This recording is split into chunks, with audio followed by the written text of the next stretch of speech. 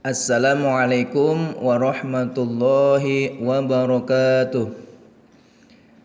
Apa kabar teman-teman P2B student semua?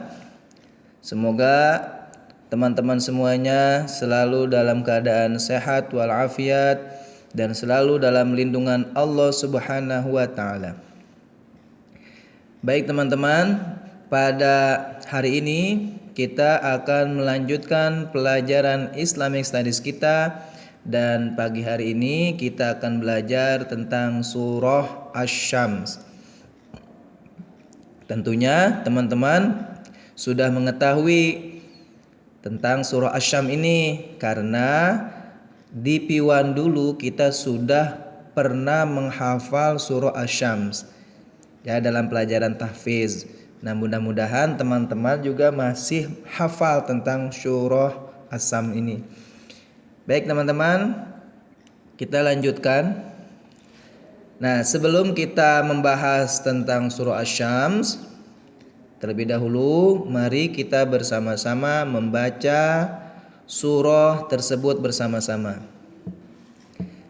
A'udzu billahi minasy syaithanir rajim. Bismillahirrahmanirrahim. Wasyamsi wadduhaha wal qamari idza talaha wan nahari idza jallaha wal laili idza yaghshaha was samaa'i wa ma banaha wal ardi wa ma tahaha wa nafsin wa ma sawwaha فألهمها فجورها وتقواها قد أفلح من زكاها وقد خاب من دساها كذبت ثمود بطغواها إذ انبعث أشقاها فقال لهم رسول الله ناقة الله وسقياها فكذبوه فعقروها فدمدم عليهم ربهم بذنبهم فسواها ولا يخاف عقباها Sadaqallahul azim. Alhamdulillah, kita tadi sudah membaca surah Asy-Syams bersama-sama. Semoga Allah Subhanahu wa taala memberikan banyak pahala kepada kita, terutama bagi teman-teman tadi yang membacanya penuh dengan semangat. Baik, nah di slide kali ini Ustadz akan menjelaskan tentang arti kata dari surah Asy-Syams dan juga diturunkannya di mana, jumlah ayatnya berapa. Mari kita simak ya, friends ya. Surah ini dinamai dengan Asy-Syams, diambil dari kata Asy-Syams yang terdapat pada permulaan ayat dalam surat ini. Di ayat pertama bunyinya kan wasyamsi wadduhaha. Ada kata wasyams. Nah, itu diambil dari kata itu. Asy-Syams artinya itu matahari. Nah, surah Asy-Syams ini terdiri dari 15 ayat. Yang tadi sudah kita baca itu jumlah semua ayatnya ada 15. Kemudian surah Asy-Syams ini diturunkannya di kota Mekah sesudah surah Al-Qadar. Nah, kemudian berikut ini beberapa arti kata dari surah Asy-Syams.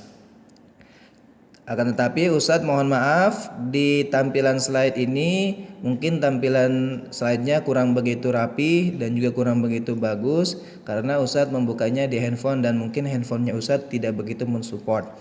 Tapi jangan khawatir karena Ustadz sudah men-share slide ini di WhatsApp group. Tinggal nanti teman-teman membaca lagi dan kemudian dipelajari lagi, lalu dilihat lagi tampilan slide-nya. Baiklah. Nah, beberapa arti kata dalam surah Asy-Syam ini, yang pertama itu ada kata jallaha, artinya menampakkan. Kemudian yaghsyaha, menutupi. Tahaha, itu menghamparkan. Zakkaha, itu artinya mensucikan. Fujuraha wa taqwaha, itu artinya kefasikan dan ketakwaan. Kefasikan maksudnya itu keburukan ya friends. Aqaruha, artinya menyembeli. Dan yang terakhir fadamdama alaihim, itu artinya membinasakan mereka.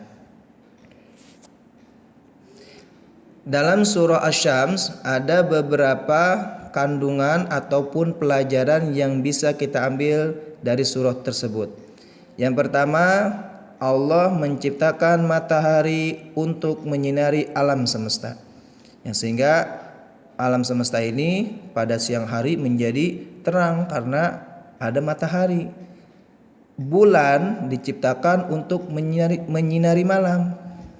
Lalu kemudian Allah menciptakan langit dan meninggikannya tanpa tiang. Bumi yang begitu luas, langit yang begitu tinggi, kita lihat friends, tidak ada tiang penyangga langit satupun. Dan hebatnya ciptaan Allah ini, walaupun tanpa tiang, tapi bumi dan juga langitnya tidak goyang dan tidak rubuh. Luar biasa ya friends, ketika Allah menciptakan langit dan bumi ini.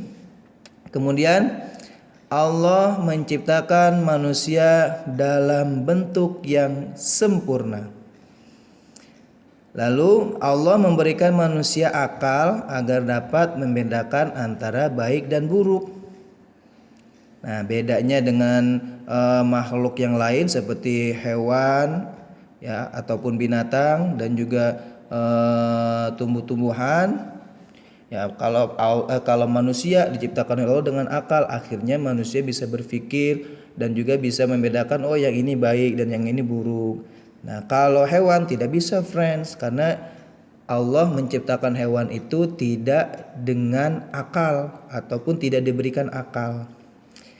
Kemudian matahari dan bulan, siang dan malam, langit dan bumi, binatang, tumbuh-tumbuhan dan manusia adalah bukti adanya Allah Subhanahu wa taala.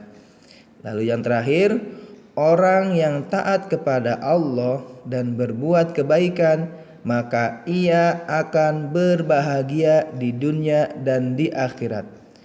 Sedangkan orang yang bermaksiat, dalam artian orang yang menentang Allah, bermaksiat kepada Allah dan berbuat kejahatan, maka ia akan merugi di dunia dan akhirat, sebagaimana yang dialami oleh kaum Tsamud.